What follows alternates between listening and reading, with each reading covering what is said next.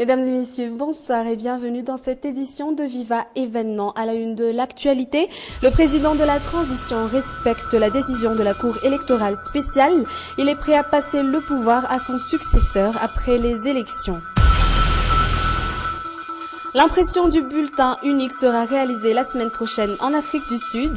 Les candidats gardent leur ancien numéro. Comment éviter le coup de soleil pendant les vacances en bord de mer, chapeau ou crème solaire, à chacun sa manière. Le secrétaire général de l'ONU, Ban Ki-moon, prévient que si l'utilisation des armes chimiques en Syrie est avérée, elle aurait de graves conséquences. Le point sur ces reportages tout de suite dans ce journal.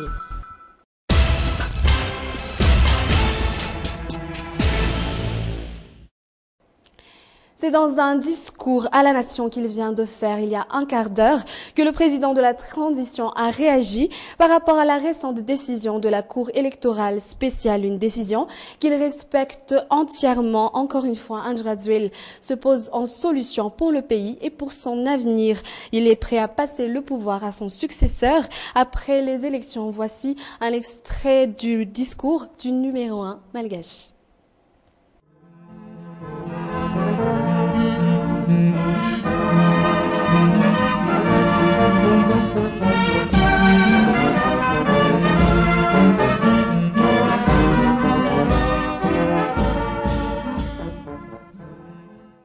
Ry malagasy mpiray-tanindrazana amin'ny fofeny fitiavana no iarabako anareo rehetra isatokantrano manerana ny nosy. Le président de la transition respecte la décision prise par la Cour électorale spéciale.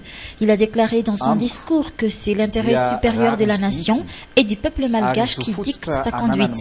Aujourd'hui encore, le président de la transition, André Rajoelina, affirme qu'il est la solution pour ce pays et qui sera la solution pour l'avenir du pays.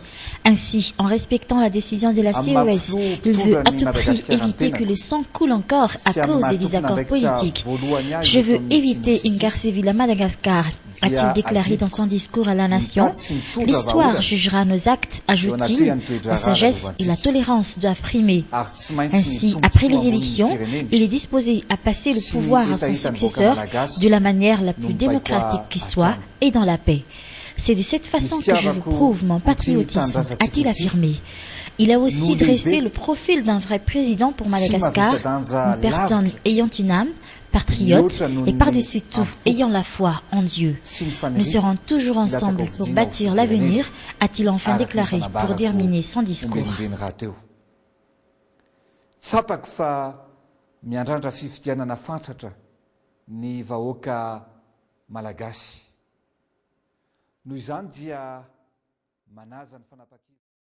Fin de mission pour l'équipe de la médiation de la SADC menée par Joachim Chissano. Il se dit satisfait de la tournure que prennent les événements politiques depuis le début de cette semaine. Armissa Rakoutbe et Yves Janel. C'est la première fois que Joachim Chissano se dit satisfait de sa mission à Madagascar.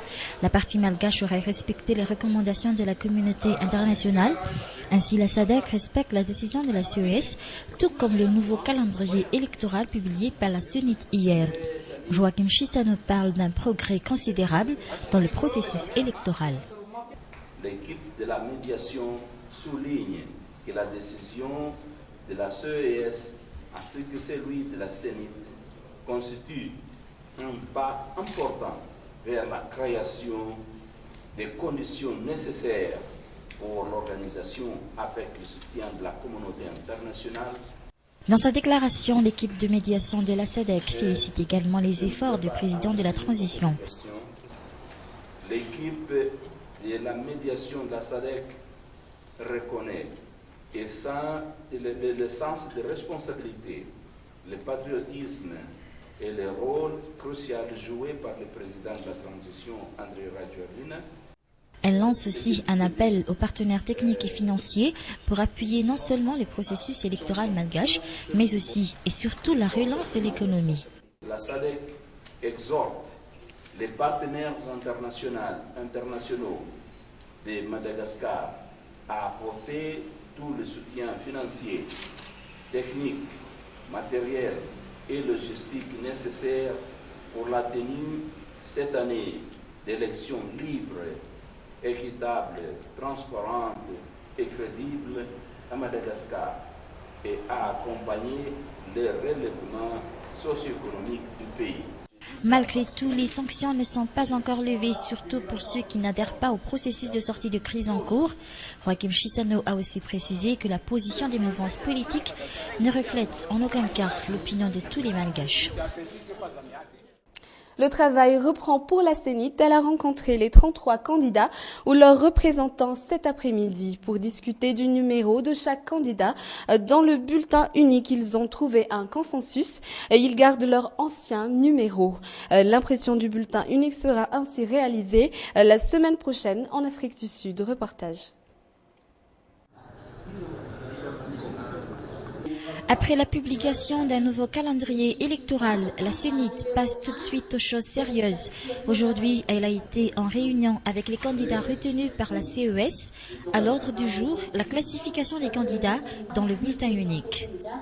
La CENIT donc a pris une décision de mettre des numéros sur ce bulletin unique. Aujourd'hui, beaucoup de ces candidats ont déjà investi dans des t-shirts ou dans des spots, des clips, comme ils ont dit, et qui veulent garder leur numéro aujourd'hui. Donc, comme je leur ai dit tout à l'heure, on est dans un cas exceptionnel, dans une situation exceptionnelle, donc il faut trouver des solutions exceptionnelles aussi. Ainsi, chaque candidat garde son numéro tiré au sort. Quant à Irazonar Mapian, l'unique nouveau venu dans le groupe, il aura le choix entre les numéros 3 et 21, numéros des candidats évincés qui l'ont choisi comme candidat de substitution. La CENIT dévoilera le 27 août prochain la version finale du bulletin unique avant qu'il soit envoyé en Afrique du Sud pour être imprimé. Par ailleurs, la présidente de la CENIT recommande aux candidats de ne pas faire campagne avant l'heure, des candidats qui devront proposer leurs représentants au sein de la CENIT avant la fin de ce mois. L'Instat, l'UNICEF et la Banque mondiale viennent de publier les résultats d'une enquête sociale faite auprès des ménages dans le Grand Sud. Selon les chiffres, cette partie de Madagascar est encore très vulnérable en matière de santé, d'accès à l'eau ou à l'éducation. Au niveau secondaire, par exemple, le taux de fréquentation scolaire est en moyenne de 17%. Dans le domaine de la santé, les résultats ont montré des tendances à la baisse de la mortalité infantile. Et en matière d'hygiène, seul un ménage sur 10 utilise des toilettes améliorées et 7 ménages sur 10 n'ont pas accès à l'eau potable. Écoutons les explications du représentant de l'UNICEF à Madagascar. À cause de la crise, la situation ne s'est pas vraiment améliorée, mais a quand même détérioré d'une façon ou d'une autre. Quand on regarde un peu les statistiques, et je peux en citer quelques-uns, par exemple, dans le sud, dans les 4 régions du sud du pays, le Grand Sud, il y a seulement un enfant sur 10 qui a accès à une toilette, par exemple. Il y a des statistiques qui sont assez inquiétants. En plus, la moitié des enfants en dessous de 18 ans travaillent. Et avoir aussi une base de données pour que les décideurs et les interventions dans le futur peuvent s'adapter et avoir un impact beaucoup plus d'impact, mais aussi des interventions qui sont beaucoup plus pertinentes pour cette situation.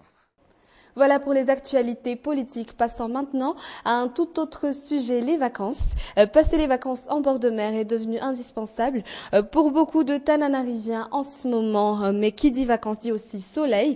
À plein temps, à chacun sa manière de se protéger. Le point sur ce reportage de Anna Muriel et de Yves Janel.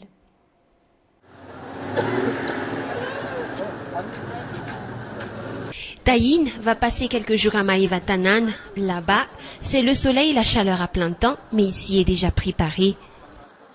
Là-bas, il fait chaud à midi. Pour faire face à cela, j'ai ramené mon chapeau, net, des vêtements légers comme des shorts et des sandales. C'est aussi le cas pour ce père de famille qui a tout prévu pour éviter les coups de soleil, d'autant plus qu'il voyage avec un enfant.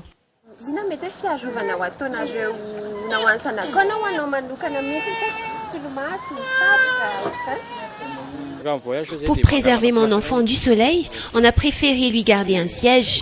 Et pour le soleil, on essaie tout simplement de rester dans l'ombre. Même les responsables des coopératives de transport l'ont remarqué. Les vacanciers qui vont partir en province prennent tous leurs précautions quand il s'agit de chaleur et de soleil.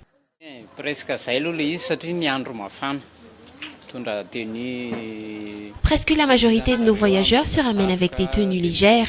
Majunga reste la première destination. Là-bas, il fait très chaud actuellement et nos voyageurs connaissent cela.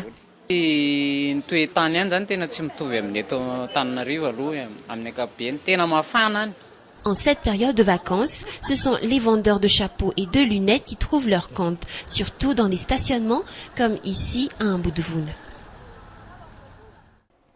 Et en parlant toujours de soleil, quelle serait alors la meilleure méthode pour éviter le coup de soleil? Il y a d'abord les chapeaux, mais il existe actuellement toutes sortes de crèmes élaborées justement à cet effet. Et ce sont surtout les femmes qui en raffolent. Le reportage. Comment éviter le coup de soleil? Des astuces, il y en a plusieurs. Pour certaines personnes, il suffit d'adopter certains comportements faciles à faire et à ne pas oublier surtout. Après la douche par exemple, avant de sortir de la maison ou après une exposition au grand air.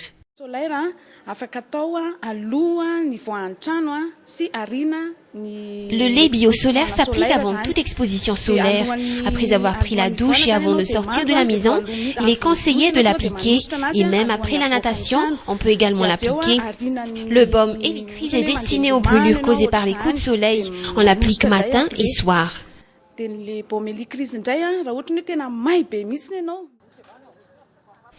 Ici, à Mbudvoun, les vendeurs de chapeaux et de lunettes se mélangent aux passagers qui vont partir en province. Les lunettes, c'est à la fois un accessoire très à la mode, mais c'est pour se protéger contre les rayons de soleil également. On a pour tous les genres. Ces dernières, c'est pour les femmes et cela, c'est pour les jeunes. Pour les hommes, on a plusieurs choix. Les chapeaux, accessoires indispensables pour éviter le coup de soleil, leur prix varie entre 7 000 jusqu'à 9 000 agiages. Aujourd'hui, les grands chapeaux sont très à la mode. Accompagnés d'un sac assorti, ils se vendent à 19 000 agiages. La clientèle a nettement augmenté ces derniers temps. Ces grandes capelines sont les plus prisées. Ces chapeaux protègent le visage de l'agression du soleil.